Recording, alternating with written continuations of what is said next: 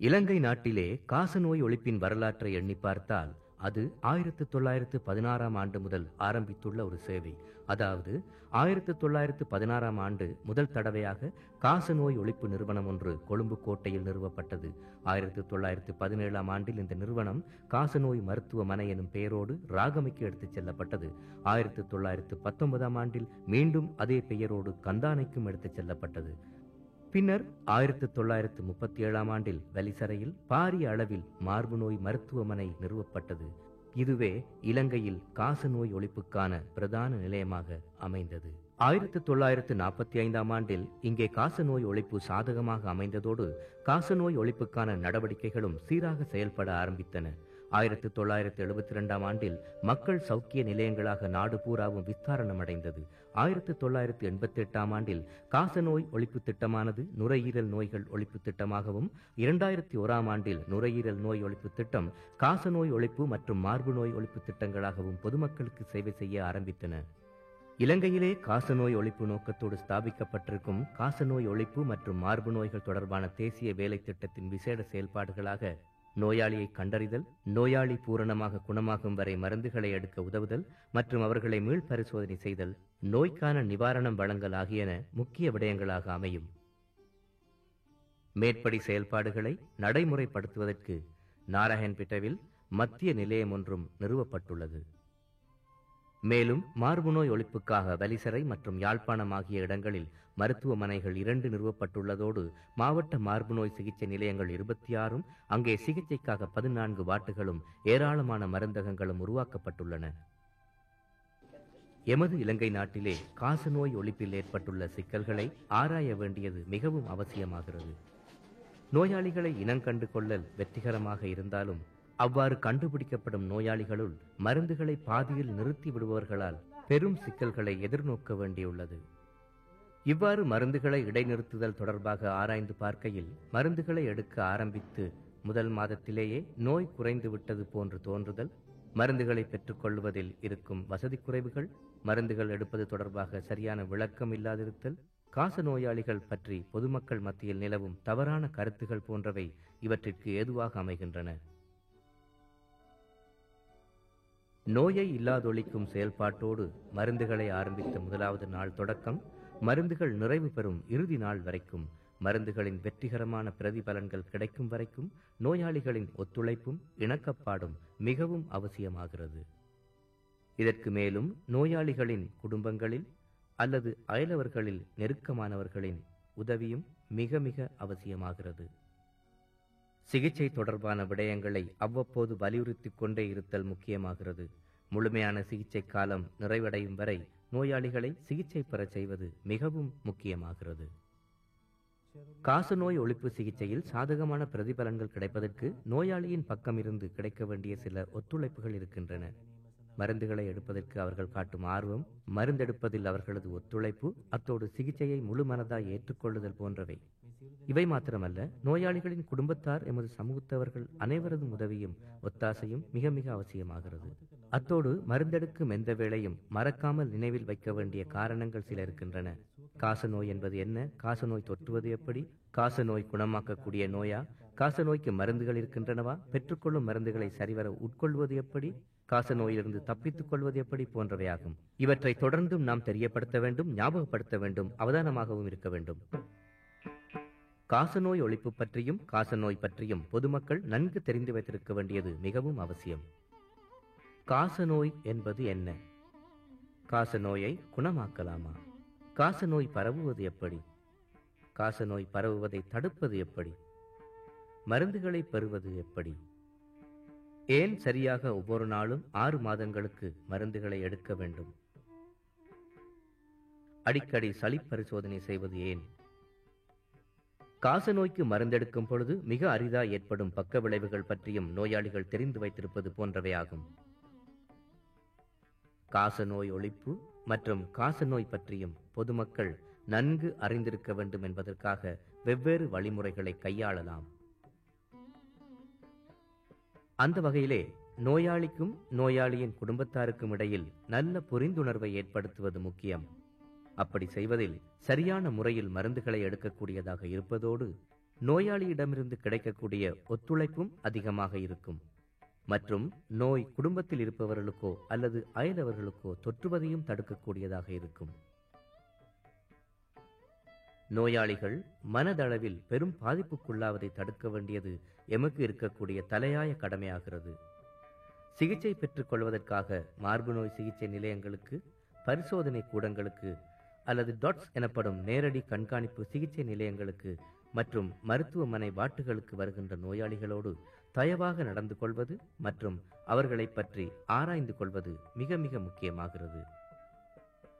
நோயாளிகளுக்கு சேவை செய்வதற்காக அரசாங்க மருத்துவ நிலையங்களில் சௌக்கிய ஊழியர்கள் ஆண்கள், பெண்கள் மற்றும் அரசு சார்பற்ற நிறுவனங்களில் சுயேட்சையாக சேவை நோக்கோடு செயல்படுகின்றவர்கள் போன்றோரின் உதவிகளை காச நோய் ஒழிப்புக்காக நாடலாம். இது தொடர்பாக தேசிய காச நோய் ஒழிப்பு மற்றும் மார்பு நோய் ஒழிப்பு திட்டங்கள் பலவிதமான செயல்பாட்டு திட்டங்களை நடைமுறைப்படுத்தி வருகின்றன. சுயேட்சை ஊழியர் ஒருவரின் கடமைகளாவன: காசநோய் ஒழிப்பு தொடர்பாக சேவை செய்வதற்கு சுயேட்சையாக செயல்படும் ஆண்களையும் பெண்களையும் நாம் அனைத்து பிரதேசங்களிலும் பயிற்றுவித்துள்ளோம். அந்த அடிப்படையில் இவ்வாறான ஆண்கள் பெண்களிடம் காசநோய் ஒழிப்பு தொடர்பாக வெவ்வேறு சேவைகளை நாம் எதிர்பார்க்கின்றோம். பிரதானமாக நாம் எதிர்பார்ப்பது என்னவென்றால், அந்த சேவை ஊழியர்கள் வாழ்கின்ற பிரதேசங்களில் இருக்கின்றவர்கள் மத்தியில் காச நோய் தொற்று இருக்கக்கூடியவர்கள் என சந்தேகப்படுபவர்களை மருத்துவ நிலையங்களுக்கு அழைத்து வருவது.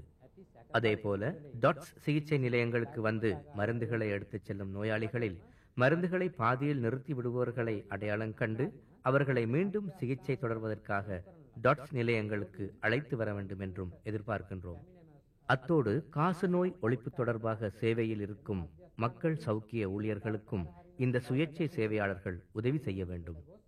இவ்வாறான ஒத்துழைப்புகளைத்தான் நாம் தொடர்ந்தும் எதிர்பார்க்கின்றோம். இவை தவிர மக்களிடையே நோய் பற்றி தெரியப்படுத்துவதற்கும் காசநோய் ஒழிப்பு தொடர்பாக மேலும் செயல்பாடுகளின் போதும் அவர்களின் உதவிகள் பெரிதும் எதிர்பார்க்கப்படுகின்றன. சுயேட்சையாக செயல்படும் ஊழியர்களின் சேவை மூலம் நோயாளிகள் பூரணமாக குணமாகும் வரை சரியான முறையில் மருந்துகளை எடுக்கின்றார்களா என்பதை அவர்கள் சரிபார்க்கும் அட்டவணைகள் மூலம் எமக்கு தெரிந்து கொள்ளலாம். நோயாளிகள் தாம் சொல்வதற்கு ஏதாவது இருந்தால் அதற்கு பொறுமையாய் செவிமடுத்து அவசியம் ஏற்படும் வேளைகளில் அவர்களோடு துணையாய் நின்று நோய் குணமாகும் வரை நோயாளியின் ஒத்துழைப்பும் முயற்சியும் அதிகரிக்கும் விதத்தில் நடப்பதோடு காசநோய் குணமாகுவதற்கும் அதேவேளை மேலும் பொதுமக்கள் மத்தியில் இந்நோய் பரவாமல் தடுக்கவும் இவர்கள் சேவை புரிவது அவசியமாகிறது.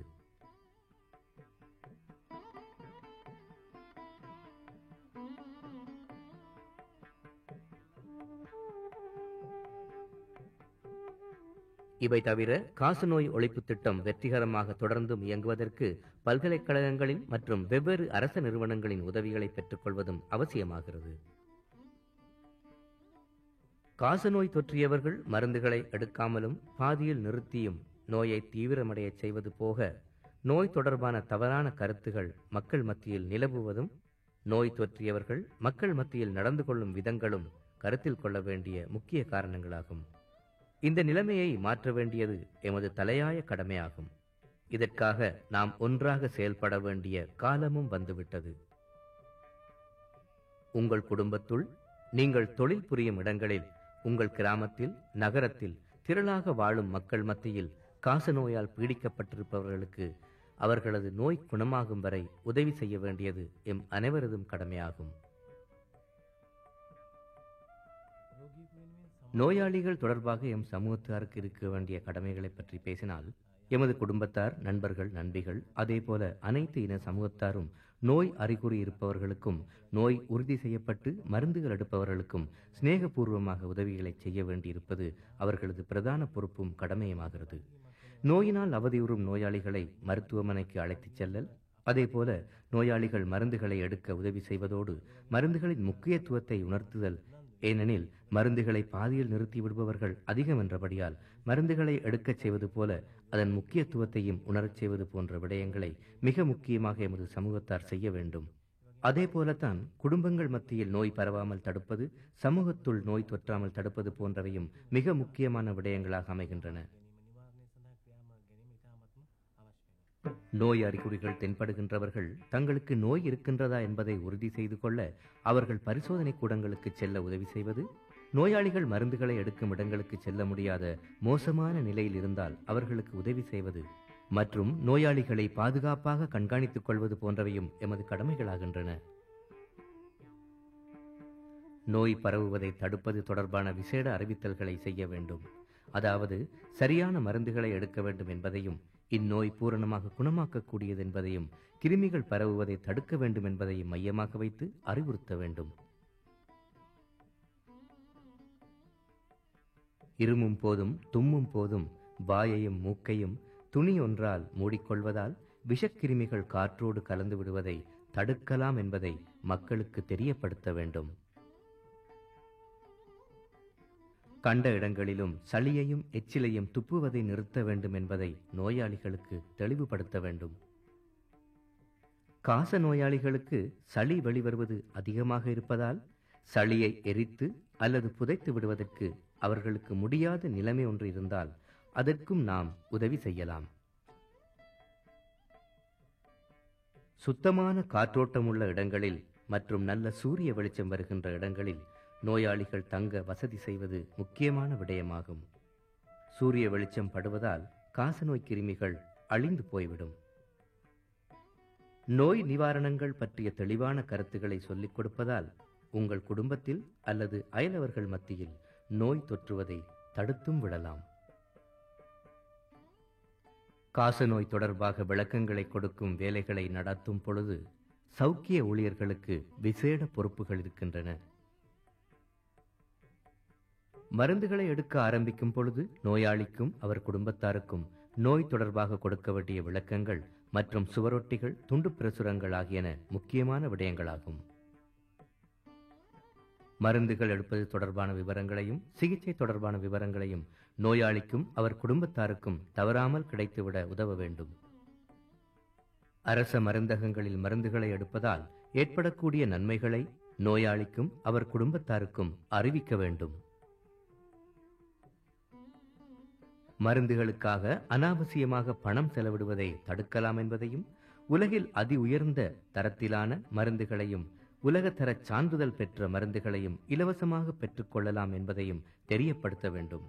சரியான மருந்துகளை சரியான கால எல்லை வரை எடுக்க வசதிகள் கிடைத்திடும் என்பதையும், விடுமுறை மற்றும் அரச விடுமுறை பெற்றுக்கொள்ள வசதிகள் கிடைக்கும் என்பதையும், அவசியம் ஏற்படும் பொழுது அரசு சேவைக்கு தகுதி பெற்றவரா அல்லது தகுதி அற்றவரா என்பதையும் வைத்திய குழு ஒன்றினால் தீர்மானித்துக் கொள்ளக்கூடிய வசதி கிடைக்கும் என்பதையும், அத்தோடு அடிப்படை வசதிகள் இல்லாத நோயாளிக்கும் அவர் குடும்பத்தாருக்கும் அரசாங்கத்தால் நிதி உதவி கிடைத்திடும் என்பதையும் தெரியப்படுத்த வேண்டும்.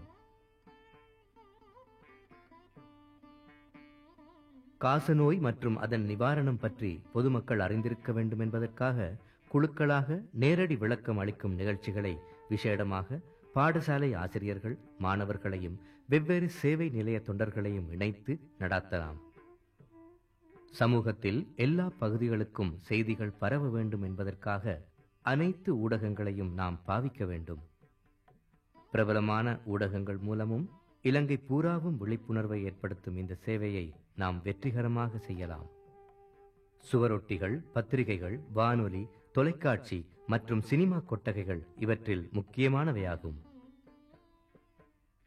இவ்வாறு பிரபல ஊடகங்கள் மூலம் நோய் பற்றிய விளக்கங்களை கொடுத்து மக்களை நோய் இருக்கின்றதா இல்லையா என்பதை பரிசோதித்து பார்க்க வைத்து நோய் இருப்பவர்கள் எடுக்க வேண்டிய நடவடிக்கைகளை செய்ய வைப்பதோடு மருந்துகளை இடைநிறுத்துபவர்களையும் இனங்கண்டு அவர்களுக்கு தகுந்த சிகிச்சை அளிக்க உதவிகள் செய்ய வேண்டும். நோயாளிகளை நன்கு கவனித்துக் கொள்வது மிகவும் முக்கியமாகிறது. மருத்துவ நிலையங்களில் ஊழியர்களின் உன்னத சேவை மூலமும் அரசு சார்பற்ற நிறுவனங்களின் ஒத்தாசை மூலமும் சமூகத்தில் அனைத்து மட்டத்திலும் இருக்கும் மக்களின் உதவிகள் மூலமும் காசநோய் இல்லாத இலங்கை திருநாட்டை கட்டியெழுப்புவோம்.